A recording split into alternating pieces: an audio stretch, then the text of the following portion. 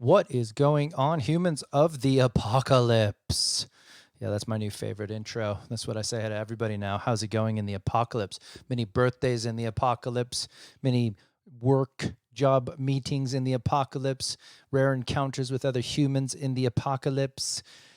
It's a weird time. It is a weird time. And it's just odd, mainly because it's topsy turvy.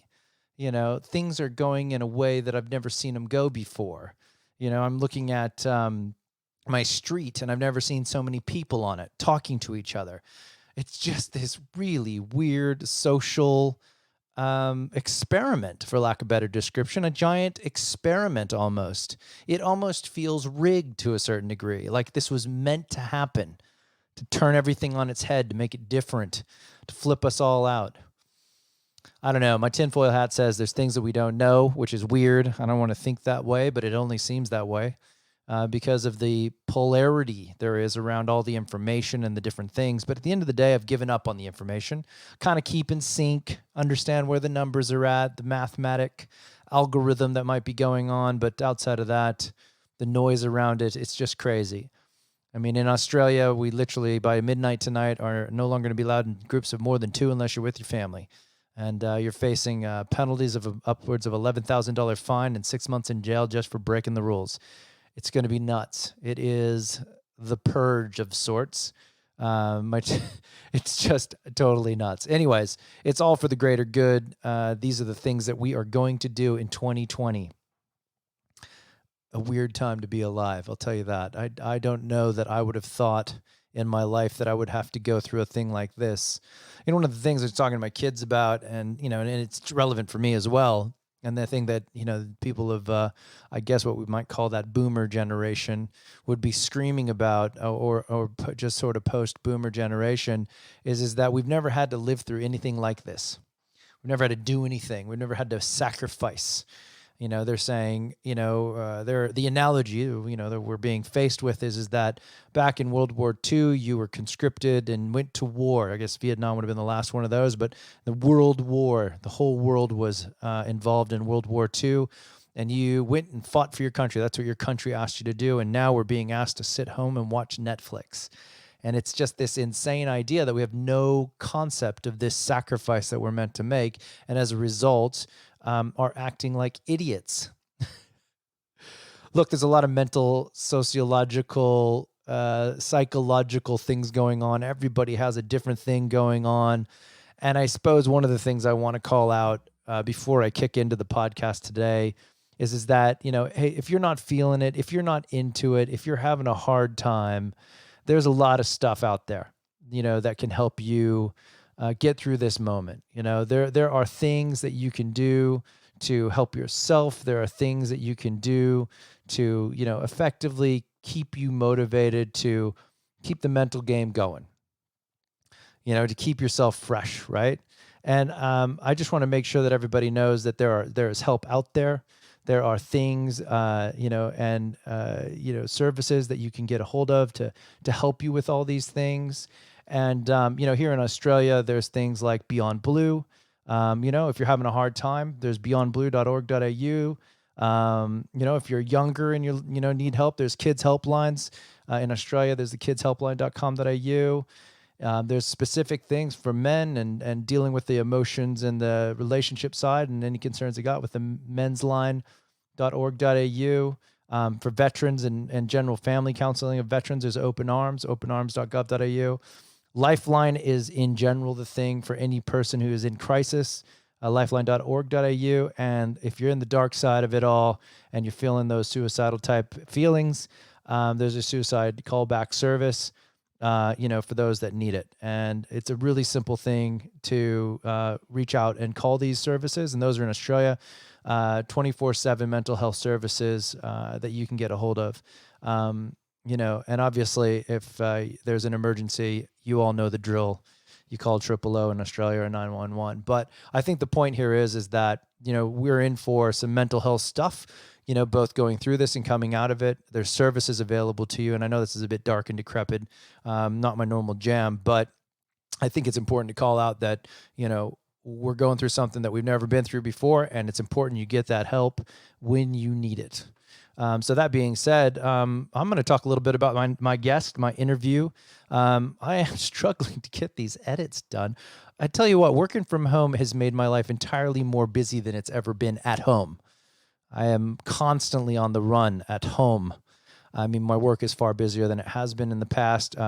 Twofold, because I'm now remote COVID style, and also because of the fact that we kicked off some major project work and I'm involved in that too.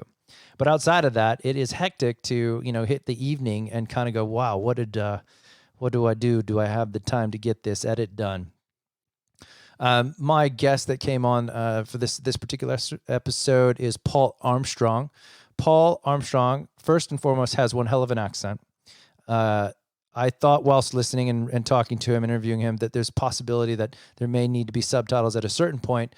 But at the same time, you know what? That's the beauty of Paul and his somewhat beautiful accent. I find very intriguing to listen to and to chat with. He is, by and large, one of the more inquisitive, sort of curious people in a conversation I've had an interview with. He both has opinion but wants to understand yours. He wants to have a balance of a conversation. He wants to learn and take on a broader spectrum of thinking.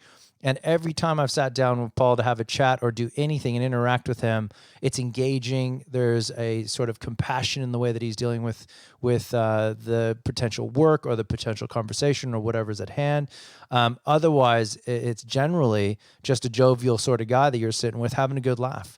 I was very curious to interview Paul, primarily because he's started a successful agency business. He's been through the rigor of getting through to the other side of something like that, growing it, seeing some accolades, getting these sort of changes and dynamicness going on inside of a workplace, and seeing the way at which you build people up, build teams up, build a business up through of humans. And I thought it was interesting that the organic nature of the interview went to, just the human side of all of this. What is it that we all get to do on a regular basis, on a regular basis, and, engage. We don't get to, as they say, pick our coworkers, but we spend more time with them than we do our own family. But you also don't get to pick your family and you spend time with them. So anyways, it's all a bit weird.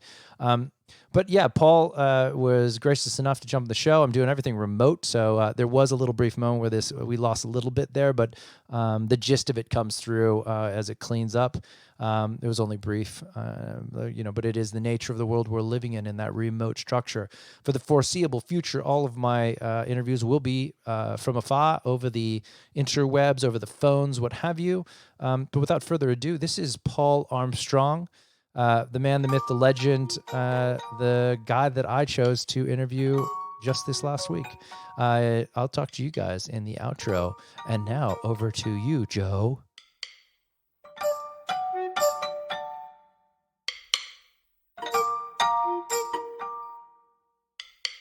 So the best way my best analogy for you is that I'm driving the car, you're sitting shotgun, and I'll just let you know how. I'll just keep going.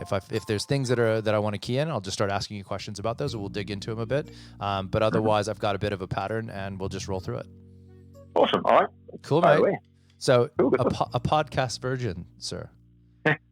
Never have I ever done a podcast. Is that what we're going to say here? Never, ever, ever.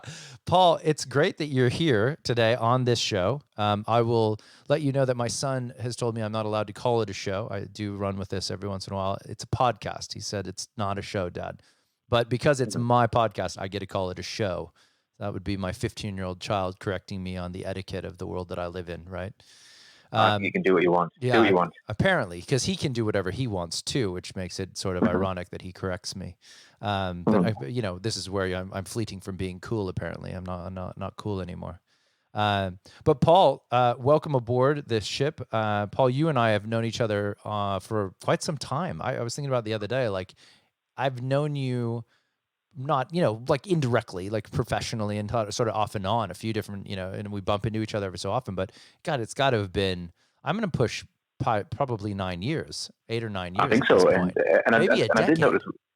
Yeah, I was trying to think. So when you're in my phone, your name is still associated with the firm. I won't mention the firm. That's fair. But the firm we met at, the firm we met at all that time ago. Yeah. So yeah, that was a little bit of a blast of the past. I do remember heading up to that particular firm and having some chats up there. So yeah, I think it must have been maybe 8, 9, 10 years. Yeah, Yeah, it's I somewhere think in there. yeah, I think time can be a bit of a blur sometimes, especially when you get a little bit older. Yeah. Yeah, and then I, sort of there's a couple of interesting points that I remember about sort of knowing you and sort of kind of getting to know you over the years. Is that one? We were doing a project at that place that we first met, and you looked at me and said to me that when you were building the project that you had to register me as a risk to the project. Did I? Well, Oh you dear, did, I forgot that. but it's just for the sake of the fact that they, like you guys knew that I wasn't gonna, I think you phrased it in the terms of that you guys would have to be very clear about what you're doing because I had a good handle of what I wanted to get done, right? And that, you guys would have to really dot your I's, and all that sort of stuff because, normally most people are leveraging you as experts, but I kind of was leveraging you guys as both experts and also arms of getting work done. And I think that, I thought that was hilarious when you guys looked at me Yeah, and said, and, you're a risk at our project. I was like, well, damn, that's a first. yeah, and I think you were probably at a time an atypical individual. I mean, what we do, or what I do, we deal with.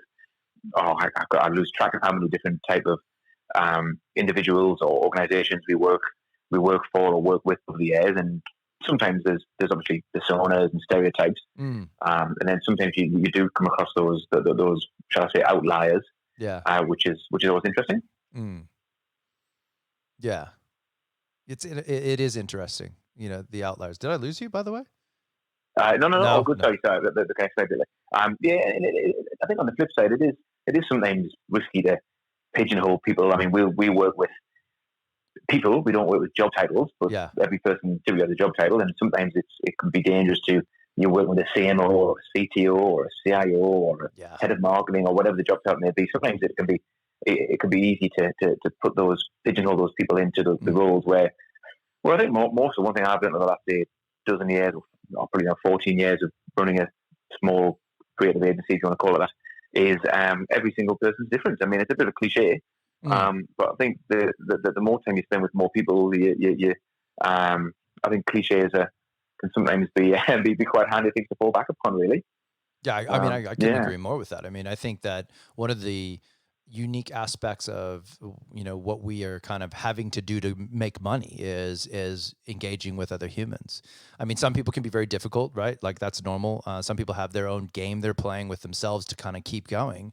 But in some scenarios, you actually can create cool little teams, little moments where things go really well, and you can enjoy the work and create some cool artifacts as a result of that engagement. Yeah, and I Yeah. think that's one of the tricks. I mean, Mm. I'm a big fan of quotes. I've got a number of quotes plastered up the wall of the Home Office, and I'll probably get this one wrong because it's not in the room I'm in, but it's a Hemingway quote. It says, "When you stop doing things for fun, you might as well be dead." And Yeah. I think sometimes people forget that. I mean, I think the bits I love about having a creative agency is you're out there problem solving, you're meeting different people all the time, Mm. you're getting to understand, you're getting to know them as people. And sometimes it can become a job.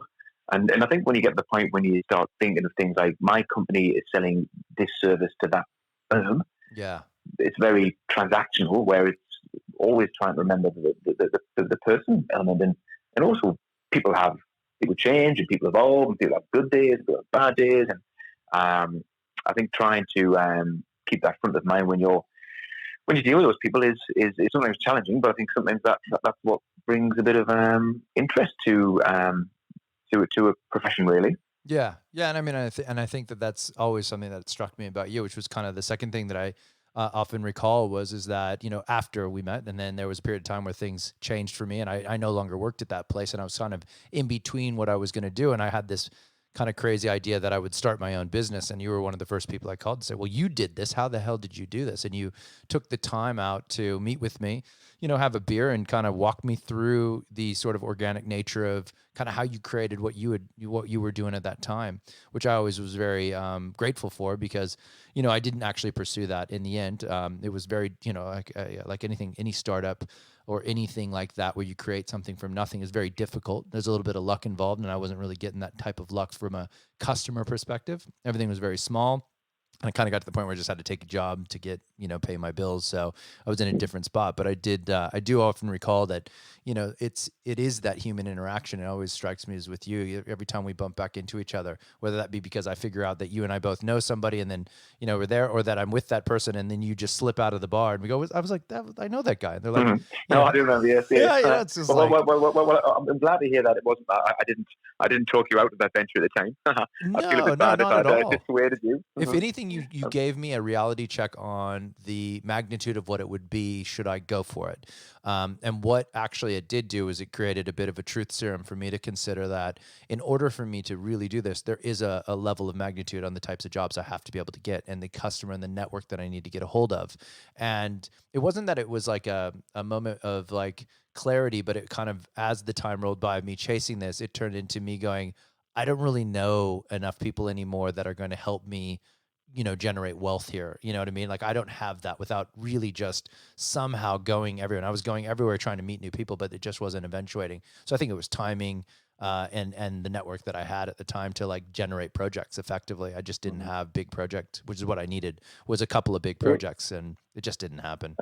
And I think that almost ties back to the earlier point just around people buying off people, and Yeah. and, and you mentioned the term luck, and I know there's cliches, you make your own luck and that type of thing, but Mm. I think a lot of the time I remember reading an article years ago, and often people don't understand this when I say it because my accent's quite strong, but you should call that CORT, call to serendipity, Mm. and the crux of the article was put yourself out there as many places as possible, and you'll never know what happens. Yeah.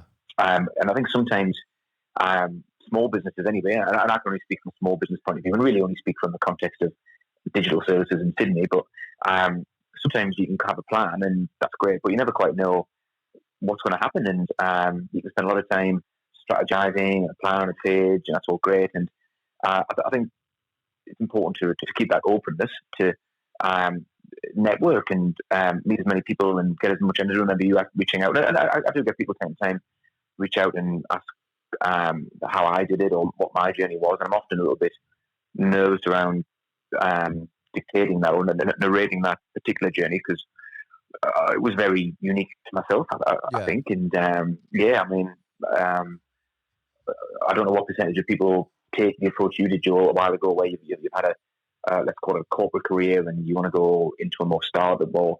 I don't know if I'd be interested to know if you've got any stats around how many people try it and how many people love it and how many people hate it. I don't know if you've come across any stats around that. No, well, I've not. No, I mean, I'm in a world now where we kind of generate, for lack of a better description, project startup type things that could eventually turn into businesses. Not that's corporate sort of stuff, so it never really eventuates into that. But the idea is to give it that flair of giving sort of corporate people the opportunity. And I've worked in a few of these environments now where we're giving sort of intrapreneurs, right, the ability to flex their muscles and kind of almost do a similar thing. And those, I'm not going to say that they always work out. Normally, it's the constraints of the organization that slow that down more than anything. But generally, with people given the resources, can do stuff with it if they're motivated. I think that that's very true. You go out on your own, and it's a very different set of resources. So those that I've come across a few different walks of people that have gone out with their own money and tried to back themselves and failed miserably. And I've seen people also do incredibly well. In my experience. And that was more from an advisory of, what have you got? What's your IP and what are you trying to do with it? Through to actually kind of being on a part of an incubator as a tech person. So there's different, what I realized about myself is that primarily I'm a maker of things. I can make things and I need the resources to do that. If I don't, then it's almost unwieldy for me because my brain kind of doesn't operate well enough to get everything done. I kind of sit in a great space of give me a strong team, give me the resources required to finance that team, and give me that objective that we can all buy on, and I'll get that thing done. And that I'm very good at doing. But outside of that, I've found that sometimes once some certain problems are solved or certain things are unsurmountable or insurmountable, I kind of go, oh, is it worth it? I'm one of the first people to call out something that may not work. As well. So it's like, I guess I don't know that I'm wired to be a true founder startup guy specifically. And it has to do with a bit of self-awareness. I mean, I sort of wonder, someone asked me recently, would I start again? And I sort of wonder at the stage of life I'm now at, a bit older with kids as opposed to a bit younger, no kids, no mortgage, maybe naive optimism comes into play. Yeah. And I Yeah. think maybe when I started, I probably wasn't that self aware. Really, I think I probably had a bit of hubris and a bit of drive. Whereas I think at a later stage in life now, I mean, I wonder whether I definitely wouldn't do the same journey. But I Yeah. think part of that comes down to maybe that self awareness. Mm. I mean, I sort of wonder, maybe if people talk about IQ and EQ, I sort of wonder if organisations are getting better. I mean, you're probably better, but you would be better placed than I'd be, Joe. Is there such a thing as organisational OQ or corporate Q, corporate quotient, or Yeah. are you seeing organisations becoming more self-aware in the same So way that a lot of people are? Or? I think so. That's a very interesting question, and one that I often think about. I think there's two parts to that problem in my sort of unlearned opinion, and that is one. Corporate machines very much have a operating model that exists to benefit, in the truest sense, shareholders and boards and CEOs and that C-suite, right? So fundamentally, they don't really care whether you have EQ or a corporate EQ. They call it business acumen, right? And that sort of, can you, do the job really, really well, is all they really traditionally would have looked for. So I think we're in a mode where, and it kind of loops back to what we were talking about before with all this now remote working. It's like we've lived in a world where the machine has existed for a long period of time, and once a organization is large enough, it kind of churns through and makes a lot of money, revenue, and then has its profits, and it goes through and pays its dividends, and you can become a part of that, right? But now I'm starting to see an influx of mindfulness, sessions, things where people are trying to have more of a balance of life. I think we're fortunate in Australia to now have, a sort of mental health awareness that just has not and does not normally exist in many walks of life, right?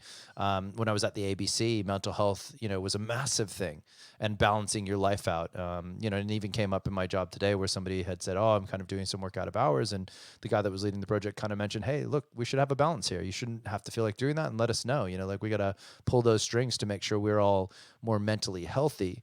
And I think that's the gateway, to getting a level of sort of corporate IQ, because I'm finding now that the your ability to work with others is probably the most important thing. That your ability to understand who you are and how you fit matters more than anything for your success long term.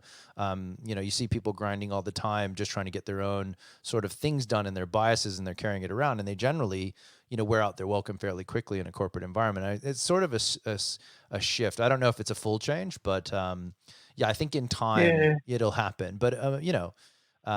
emotional Well, intelligence is a thing they call out now. Having that is a big deal. So yeah, and I think probably the term EQ is now sort of a dinner table discussion that mm, parents have with children or yeah, partners have together, whereas maybe 20 years ago it was a bit more of an academic term. And I think that sort of cultural fit and that self awareness, I think that's becoming more of a driver. And again, I think we're very fortunate in Australia at the moment, and I think quite a lot of my peers or people I know, obviously finances is a deciding factor on where you work, and mm, there's an income people want to attain. But I'm seeing more and more people are that income will get you so far, but then is this job meaningful for me? Is it mm, purposeful for me? Am I a good fit?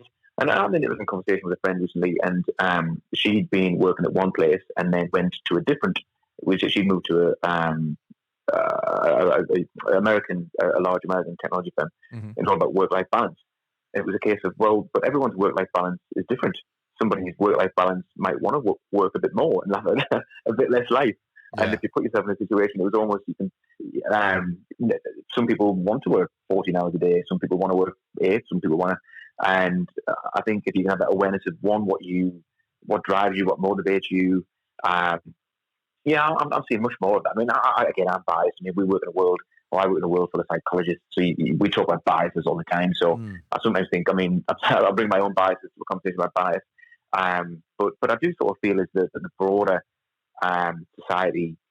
I mean, did you feel that, George? Do you think that those terms EQ um, that's not like a sort of highbrow intellectual conversation anymore? Do you think that's more yeah. general I think it's pub more talk something that even? people are talking about. I think that we're so it's sort of one of those odd benefits of having a safe society where we're not really challenged. I've been grappling with this, not to get too over the top with coronavirus, but like this in itself is one of the most potentially socially devastating things we've had happen in such a long time, right?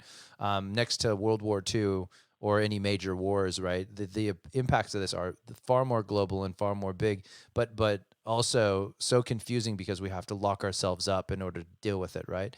And like this type of a thing, had it is probably the ultimate risk thing to our society because we've lived in such a safe world, right? We, can walk around staring at our phones, in the middle of traffic and cars won't run us over, because there's, like they're like, oh, look at that, this idiot, like you can walk down the street literally watching TV now and Mm. that's normal, like we just live in a real safe world, and that's a good thing, but it's not challenging and it doesn't change who we are. But the byproduct of that, I believe now is that we can be far more intellectual about our approach to things because those pressures aren't there. It's very easy now to attain a job and like get it, but the hardest part is now keeping that job from a competitive landscape. And you start to think about operational performance of individuals inside of a company, and then inside of a team, inside of a working group, inside of a part of a business.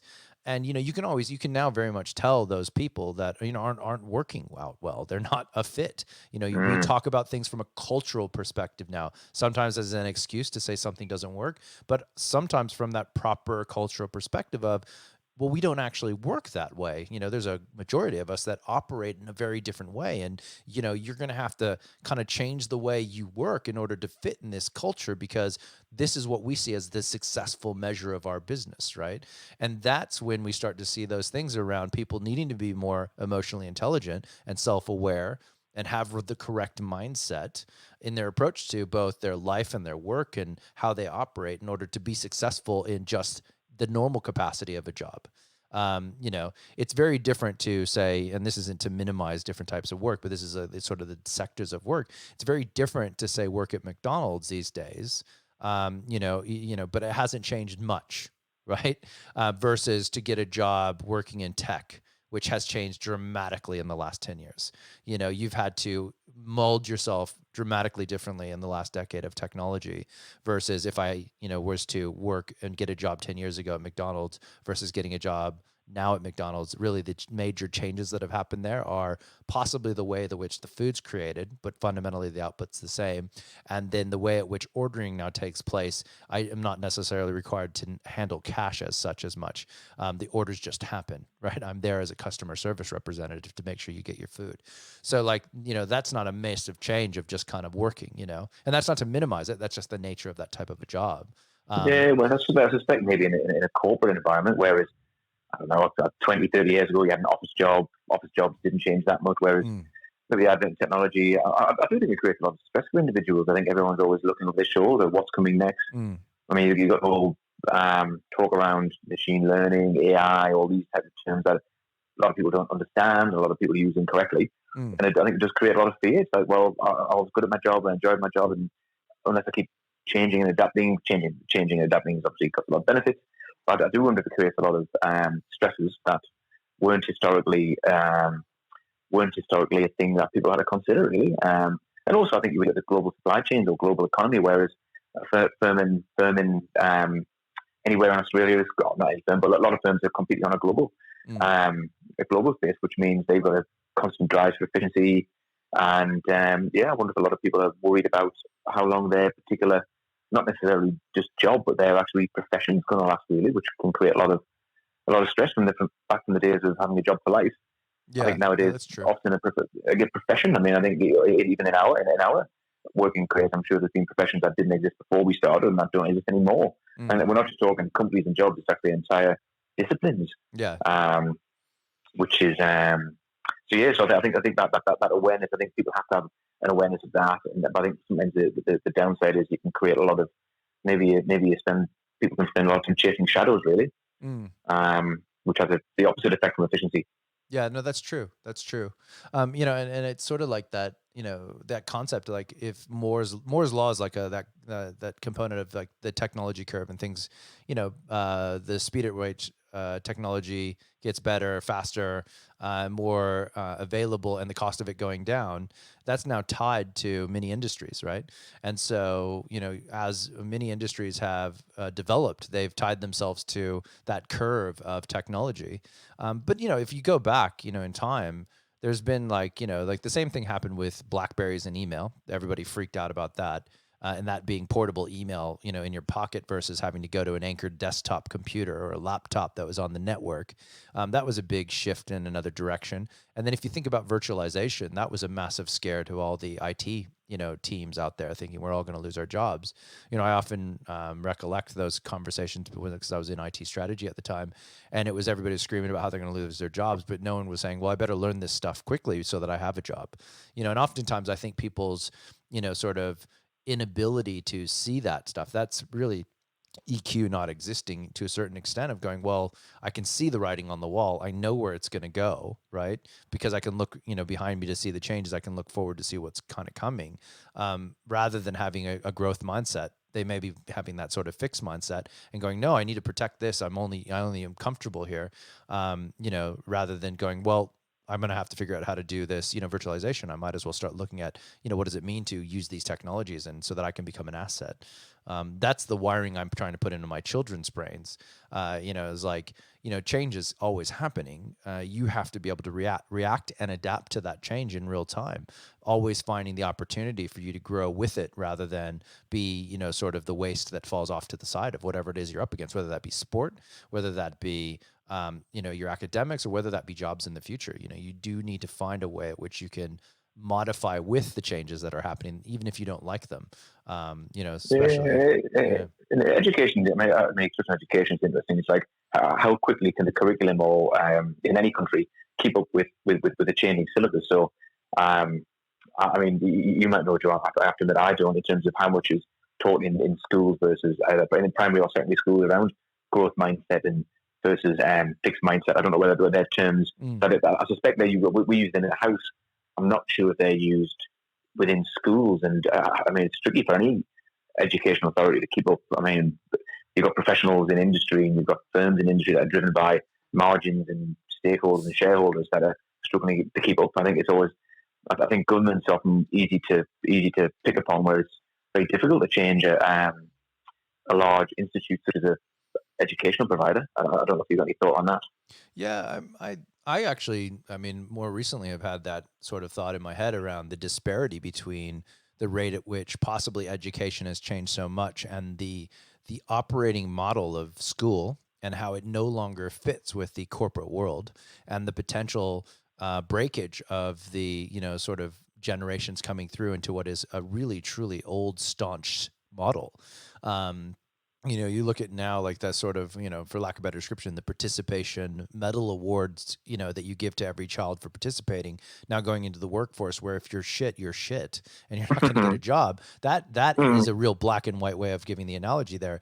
But, the corporate environment, that is progressive is starting to, specialize very specifically. The role that you have is very, very narrow. You fit into, a broader thing.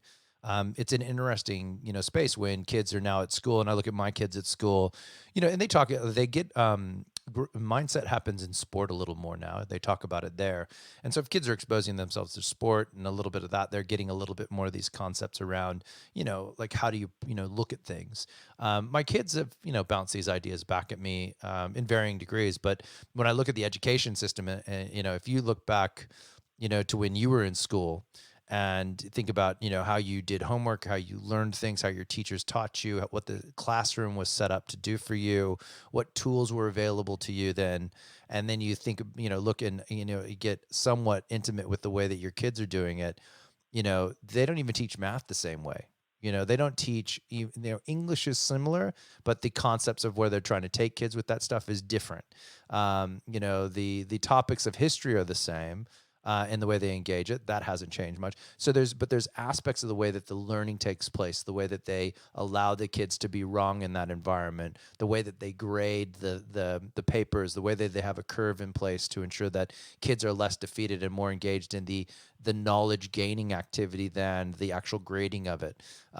Grades have almost disappeared to a certain degree in any real pass failing situation. Unless your kids are truly failing, you don't really get an indication of where they're at in the curve. This is very specific from my experience, by the way, in a private school environment. And, and I've had this conversation with a few different individuals, and it hasn't, it's resonated to a certain degree, but I just think that by the time, my kids get out into the world, if the corporate environments haven't modified the way that they house employees and house these generations of different thinkers, we're going to see more of an influx of people, spinning out into the startup world as opposed to corporate, building very specific disruptive industries and products and things like that, because it's far more entertaining to do it for yourself than to go in and be told that you're not good at what you do because it doesn't fit into a hierarchy you don't understand, or the pressure Yeah, model. yeah, I think you point out when you're out. I mean, it is a brutal place. I think that the working world is brutal. I think sometimes people can forget that. I mean, founding a small business and effectively not a tech startup but an agency startup. Yeah. It's hard. But then on the flip side, I've got a lot of friends and know a lot of people who've worked at corporate, and I don't know, a job for life. There's brutality there, and not brutality is a hard word, but a safe job or a safe option of going to work in a big four bank, or a safe option of going to work in a government department. I don't think they're very safe anymore, whereas maybe 10, 15, 20 years ago they were. And I sort of wonder if you being in control of your own destiny a bit more. Yeah, there's lots of challenges, but just to a lot of degree, you've got more control over some of them. I mean, have you seen that in your experience through the last 10 years? You've seen the corporate world becoming less job secure, or is it job security, or, well, I think it could be. I think it kind of goes back to the landscape changes very quickly now due to technology shifts, right? And you have to be on top of that. So you have to ride that, new technology coming through, new curves, new tools, new things, new ways of working. You look at the way that, say, Agile, just as a practice, the staunch manifesto, and how many versions of that are there now for delivering things? Different ways of working, how many different ways of working can you come up with when you start a project? I mean, you have to have that as an earmarked thing of, we will decide how we will work before we begin to work as a team. It's like, man, this is crazy, right? We have to agree first so that we get the maximum effort. So there's so many different little weird things, rituals we now have in the workplace that, some places pick a pattern, and if that doesn't fit with you, you may not want to stay there for long, or you learn that it can be better and then you leave. So I guess job security and all that may not be a thing anymore. Around it more is around job satisfaction and people leaving as a result that they're just not satisfied, and quite possibly can go get a job where they're more satisfied elsewhere. I think that's our purpose. I mean, I don't know if you're familiar with the B Corp, the B Corp organizations, the movement, and that's something that we're going down the path of B Corp certification. One, because it's a really, I think it'll drive some fantastic practices internally and a bit more awareness around what the impact of any organization is. But also because the team members, senior leadership, myself included, you don't just want to go to work and get paid. No. I mean, the number of projects we've launched over the last 12 years, you lose track.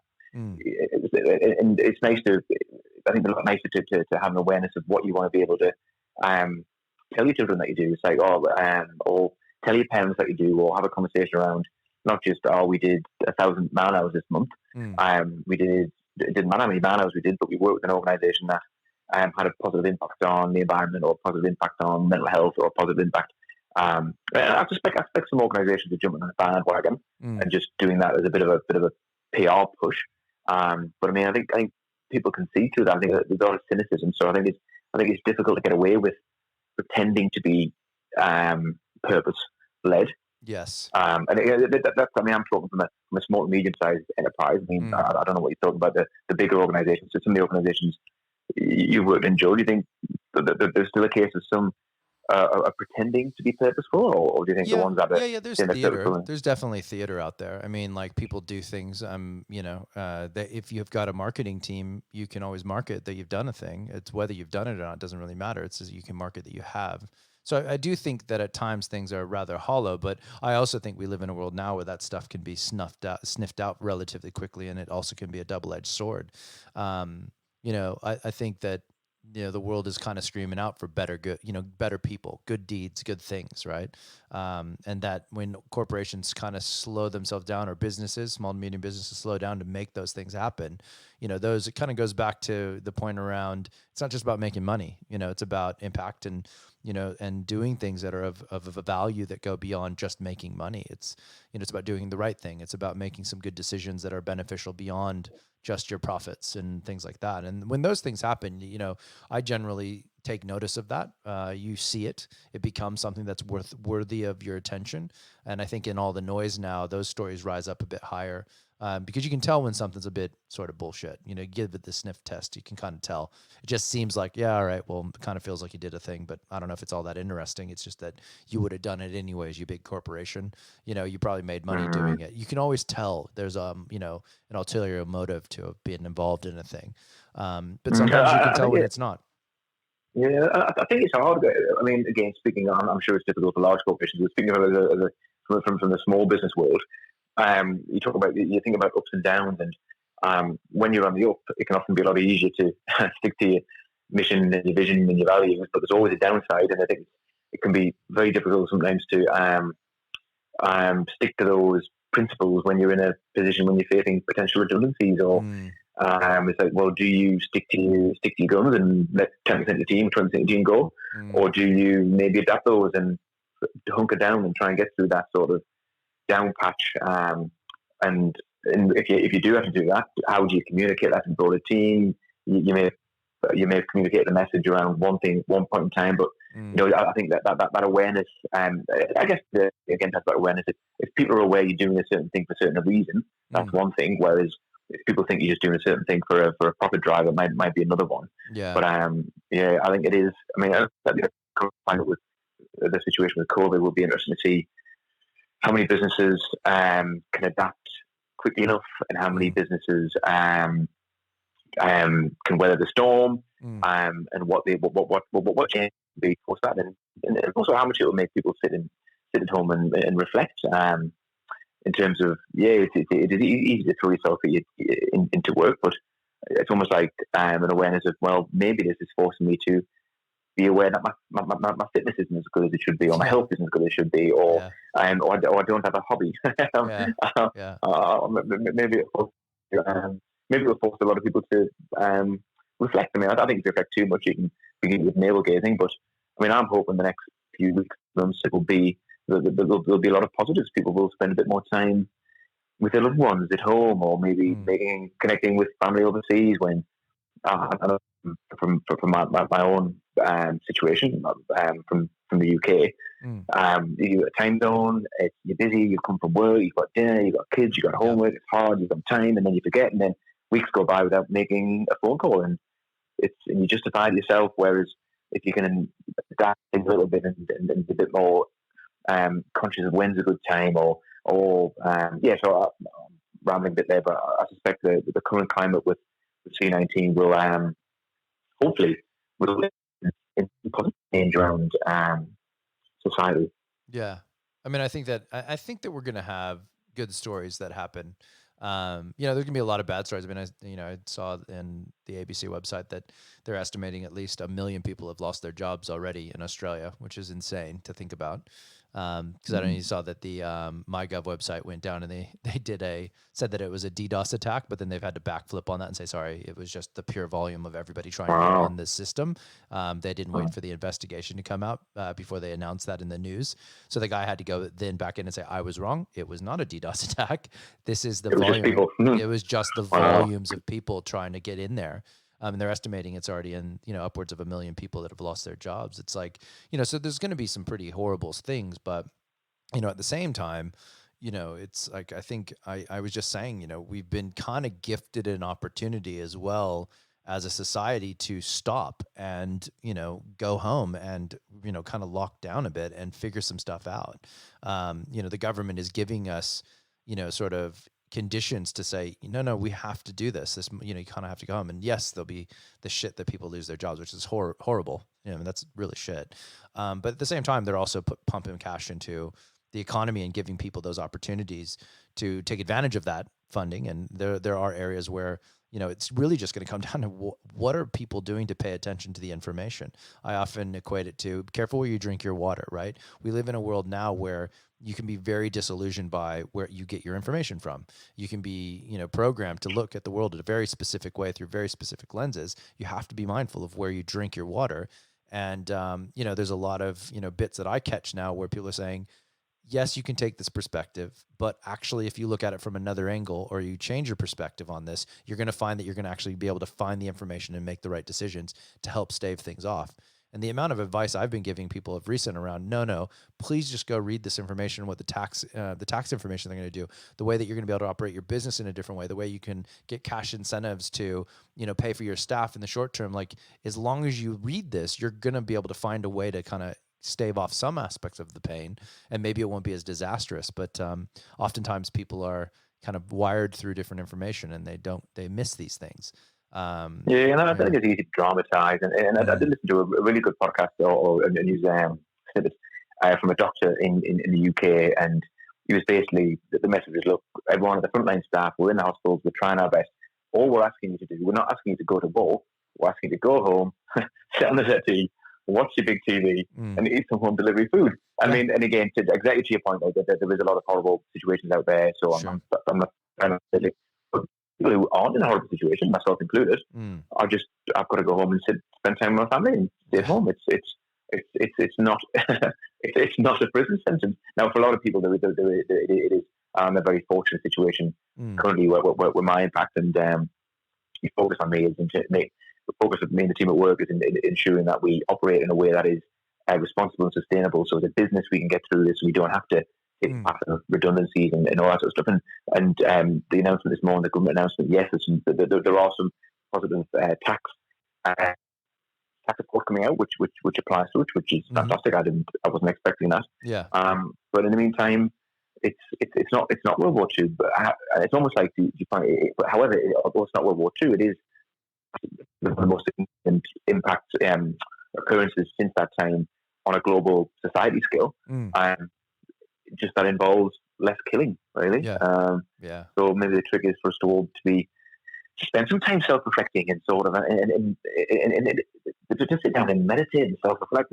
It's great, but it's easily, I don't know about you, Joe, but I've tried it, but sometimes you miss it. Your days are full. You're busy. You're being stretched one way or the other, and the cliche, yes, everyone makes their own time and makes some decisions. I think that is true to a degree, but sometimes life does get in the way, and you've got to be up at a certain time. You get the gym at a certain time. You've got to get on a train at a certain time. You've got a meeting here and a meeting there, and I find it hard to stick to the routine around journaling or self-reflection or meditation. Whereas maybe the next, say, I don't know how long, 6 to 12, or how long this thing's going to take you, you can close a laptop, sit in a spare room or sit in the garden and find that time. Whereas I've always found it difficult to do that in the working environment, where you're in the city and you've got meetings, you've got calls, you've got emails, and there's always a job to be done. Sure. Whereas I think for myself, I'm going to try and instill some, or reinstill some good habits around diet, mindfulness, that type of thing. I mean, would you have any tips from your perspective, Joe, in terms of things that you've done in the past that you think you'll do more over the next 6 weeks or so? So one of the things that I've focused on for a long time, not that I'm some expert in all this, but I'm very good at saying no to people. And I don't mean that in like the sense of that I walk around saying no all the time, but oftentimes I'm very good at saying no under the disguise of that's not ready, or this isn't the right time. Let's find a time. And it's always offering a no with a solution to kind of find that moment. Because normally the reason or what I believe I see happen is that people that overcommit and have no time in their lives, so say they don't have time and legitimately have full schedules, are often just at the beck and call of many people telling them that they have important things for them. But if you have the ability to kind of exhibit a leadership whereby you say, look, I need to also take care of myself. Otherwise, I'm just not going to be able to do this job well enough. I need to fight for both my own sanity in all this, as well as getting all these jobs done. I often find that the art of no is the best tactic, and because what is important to one person isn't necessarily as important to you, and maybe trivial or not as hard to solve, right? But they need you for a level of dependency to ensure that they're making the right decision or guidance or leadership, right? And so, yeah, being able to say no to people, I've found has been very freeing. Not everything needs to be solved today, and or immediately. It could be solved later, or it could be solved tomorrow. So having that sort of radar and being able to kind of disguise the let's do this later with a, or let's disguise no with a let's do this later has been pretty helpful, because I know as a fact that if I don't get exercise on a regular basis, my motivation to solving my problems and going through my day job starts to fleet, and that my mental clarity slips. If I'm not getting the right amount of sleep and eating the right food, my ability to do things slips. And so I need to make sure that I'm both operating at the highest capacity for the people that are, working with me, as well as for myself. Otherwise, you start to get a little negative. You start to get a bit more, negative towards people, or grumpy about a situation. Things creep through that, feel like they're out of control. But in reality, when you're overloading yourself because you're saying yes too often, or taking on too much, and all those things slip away, you're not going to service it anyways. Yeah, So I mean, I if think you're, that's great. I think that's a great tip. I know that's one thing that I'm terrible at, saying no, mm, mm, and yeah, I mean that's perhaps by virtue of my sort of job function, which is a sure. sort of sales or relationship. But still, Mm, I have found myself, you say yes too much, and then you start resenting. You say yes 10 times, and you resent the 11th yes, yeah. where really you should have said no to 3 of the first 10. Yeah, because I think one thing I've learned as I've gone a bit older is sleep, for example, Mm, is a massive thing. Maybe when you're younger, you can get away with less sleep, and there's an age thing. But for me, if I don't get enough sleep, that just wipes me out for the day. mm, Exercise is becoming more of an important thing. Diet is becoming more of an important thing. yeah. But yeah, I mean, I think I will. I thought that saying no is a great thing, and even this last week or so, I found that there's quite a few people reaching out for people who are in sort of looking for work or looking for Mm, new jobs, and when that natural tendency to try and want to help people or solve problems, and I yeah. found myself maybe trying to avoid the no or avoid the yes, as Yeah. opposed to why not just say, look, I can't have that meeting with you this week because of this reason or that reason, or maybe I'm not the right person to have that conversation with. Mm, mm, And then again, I mean, it's tricky though. I mean, even earlier in the podcast, I mentioned that article that caught serendipity, and I've always thought, well, you never know. Every conversation, every person you talk to is sure. an opportunity. So I think I've probably been spent too much time on that end of the spectrum of, well, you never know. Let's say yes, and let's meet everyone. Let's talk to everyone. Mm, Whereas sometimes I think that can be quite self-defeatist. Really, when I think maybe it's a reflect on that. It's well, for me personally, I find myself resenting doing something mm, that's maybe indicative of saying yes to too yeah. many things beforehand, and the thing you resent doing is perhaps the one that you might have the most value to add. Sure. Sure. Yeah. I mean, I think that, yeah. I mean, that's the balancing act. I mean, I think there's a certain amount of your radar that you still have to deal with, right? Like you obviously have a thing that you're doing by going through and taking all that information on. But the art of saying no isn't about stopping something. You can easily back out of it. You're in control of it. So if you say no to somebody, say, no, I got to do this later. If somebody's calling up saying, I need time with you today to talk through this, you could say, oh, I don't have time today. You offer that solution, like the constructive solution back. I can talk to you in 2 days. And they say, oh, they normally back that up with a more rational reason. You can push them to give you more to get you to commit to a yes. But if you're always saying yes and just kind of Mm. going for it, that's when it's inundating. That's when you've got so many things and you start to regret things about what you were doing. So I'm finding, I'm known for somebody who says no first. Like that is what people say. You're not going to get that out of him. He'll say no to you, but ask him anyways, because that's the way that it is with him. And so I just often Yeah. start with no and then go, all right, now tell me why. Because you need to articulate why. Don't bullshit me. Let's really figure this out, so we can come up with a real way of doing it. But that's a very production related thing, not necessarily relatable to you. But I feel like we can easily do it. It's just you have to kind of have that ability to offer value back in a no, saying, well, what about this though, to kind of make it work for them. And oftentimes I'm cutting people loose and saying, go solve this, come back to me in 2 days. That'll get us closer than me telling you in the meeting in an hour. Yeah, I think that's a Yeah. good tactic. I know, Mm. but also I can't do it now. Maybe we can chat in a week's time, and then if that person hasn't found an alternative solution to that issue within a week's time, then or I'm sure often their thinking or their where they are on that solving that problem would have progressed. Oh Whereas, yeah. yeah, I think that's a good tip to Mm. take away. Yeah, I mean, and that goes back to what we were talking about. We have the gift of working with people, right? And knowing people and understanding people is, I think, part of our jobs. To because we're not, like you show up every day and you spend more time with these other people than you do with your own family, the ones that you choose to be with, right? And it's like Mm. you have to figure out ways of working with people and understanding them, and in that experience, everybody's got their own thing, right? And there's this quote that I read. Not long ago, which was very interesting to me, which was very much, or this sort of philosophical perspective type thing, and it was very much centered around the idea that there are so many versions of yourself. There's no single one version that's the same, because everybody that knows you has their own unique perspective of who you are as a version of you, which is counter to each other, which is also counter to what you see of yourself, which is also counter to the people that don't even know you, that just see you on the street. So there's all these views of who you are as a person. People are bringing these to you, saying, this is what I already am kind of carrying to you as a baggage of what I believe who you are, to get you to engage with me. And which is counter to who you are as a person anyways, because to truly know any one person takes a lot of time and effort, right? To really get it, more times than not, we're cutting corners and kind of just engaging and trying to have a common ground and commonality and making sure we work well together. But, it's a very Yeah, unique I thing to think think about. yeah, and is that I might have the term wrong. The Johari window. I don't know if you come across that term. It's No, I haven't. what No. you know.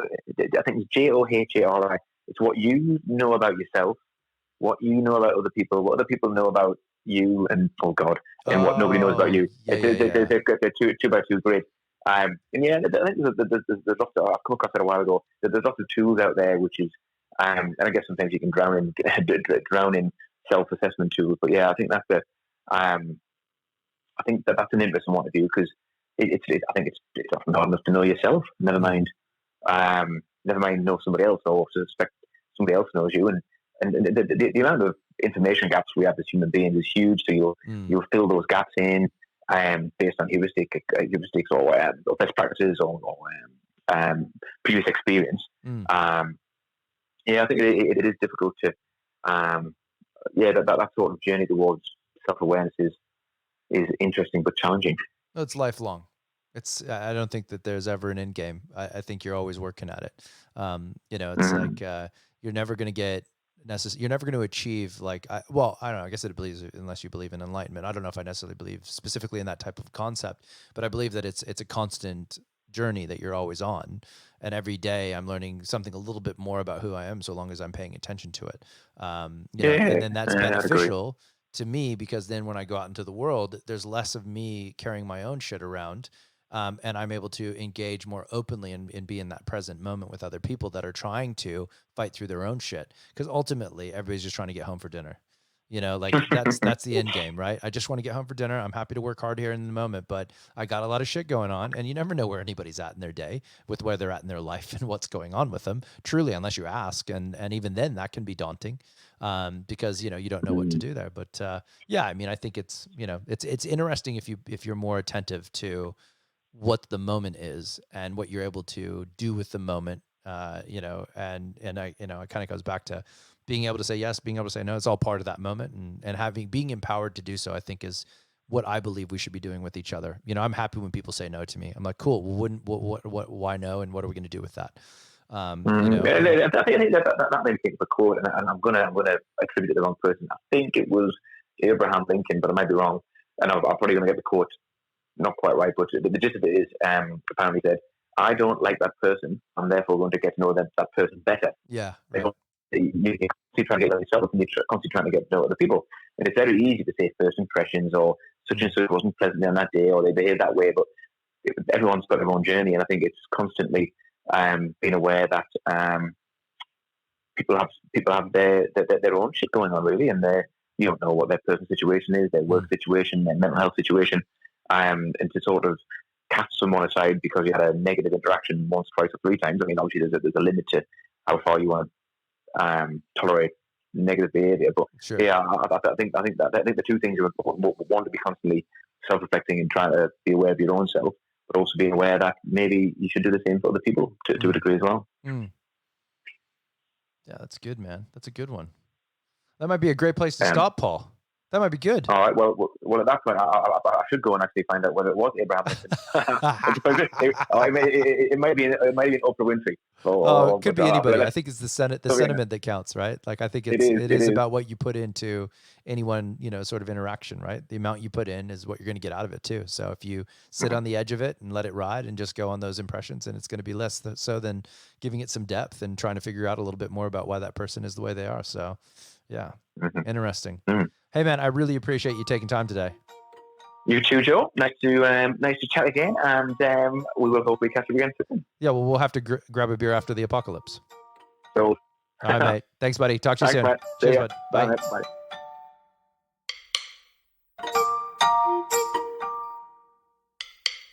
And there you have it. That's Paul Armstrong. It's interesting when you think about life's journey, how you go from sort of this state at which you know a thing or you understand it from one perspective, or you birth from a moment and then you evolve. I was thinking about this just today around how, you kind of evolve your thinking through experience and exposure to things over time. I was watching this reality cooking, competition, and so these great chefs, and the question come up to the point where how does one become a great chef, and what do you have to go through to get there, and there's all these different experiences being presented to you from these different people, and what struck me was one person's journey was that they quit everything, sold everything, because they had gotten to that point where there was no creativity left, that it was flat. They needed something to effectively shake the tree, and they were putting themselves in a whole different environment to create that spark. To a certain degree, it resonated with the conversation of this interview I had with Paul, and it feels, like, he had gone through a lot of that and is very aware of the experience, but is still seeking those other things, those other experiences and those moments to create that spark in those things again. He kind of brought up how he could have done it, may not have done it all the same way looking back retrospectively, but I think the point is that, you have to go through exactly what you go through to gain the knowledge that you need to get to keep moving forward down that path. It's an interesting life we all get to have, and really with your eyes open and being present and open to it all, you're going to gain the most from it. It's frustrating. It's shit. You could look at it and get and you're going to have a bad day or a bad week or whatever. But it's how you look at these things. It's your perspective. It's the way in which you perceive that situation and move through it.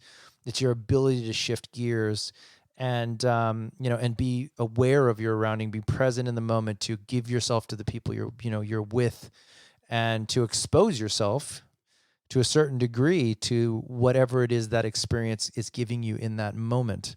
You can't change the past, and you certainly can't shape your future specifically, but you can ride in that time and get as much as you can from that moment, so you can evolve with it as your life should be, a constant evolution. So that being said, it's the end of this podcast. I want to call out that it's the Michael Jordan of my podcast, the number 23. I know there's a certain Nathan that will be appreciative of that if he even listened this far. I will know via text message at some point in the next week that he had. And don't forget, if you are in a shit spot and you need the help, reach out. I'm going to list all those things in the show notes so that people can get a hold of them if they need it. It's a tough time for a lot of people. And if you happen to be one of those people, do seek the help you require. It's not the end of the world. It is not the apocalypse I joke about, but it is a tough time, and I get it. And I feel for you, and I hope that you're doing what you need to do to get through it and not just press that give up button and try to eject that seat. There's plenty of help in any country that you're in for the most part. I suppose I should clarify that as the Western world. I know there's varying degrees of help elsewhere, but I'm not savvy on that. I'm a very white man in a Western world, so I only see somewhat of it that way, which is kind of weird and shit. But anyways, whatever. I think the point is that there's varying degrees of help around the planet, and you should go out and seek that if you need it. Otherwise, reach out in your community. I mean, I think it's time to be compassionate. So, if people need help, safe social distancing, but help. Do what you can do. Don't buy that toilet paper if you don't really need it. Don't buy that food if you don't really need it. Come on, people, get your fucking shit together. Anyways, I'm going to sign off because I've been trying to ship this podcast for a few days now, and now I am done. Thanks again, everybody. I appreciate the listening. I know that it's tough times, and I wish everyone the best through the months to come, and that you're persevering through it all with a good growth, positive mindset. I hope everybody has a great day, month, and we'll talk to you guys in that next one. Thanks, everybody.